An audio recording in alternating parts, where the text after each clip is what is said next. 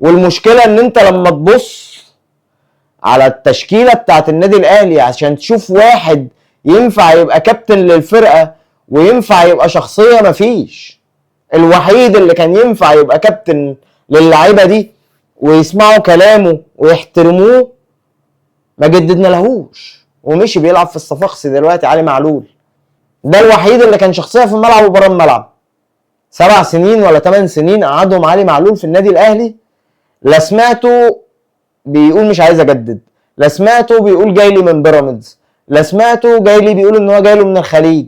ودايما كان حاطط النادي الاهلي رقم 1، وعنده الشخصيه وعنده الروح وبيحس بالذنب وبيحترم جماهير الاهلي. للاسف احنا دلوقتي ما عندناش لعيب كده.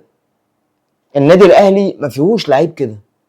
فلحد امتى هنفضل بالشكل وبالمنظر ده؟ ده سؤال محتاج اجابه منكم ليه في الكومنتات. حد يقول لي ايه الحل للشكل بتاع لعيبه النادي الاهلي والمشاكل اوضه اللبس؟ بجد مستني رايكم.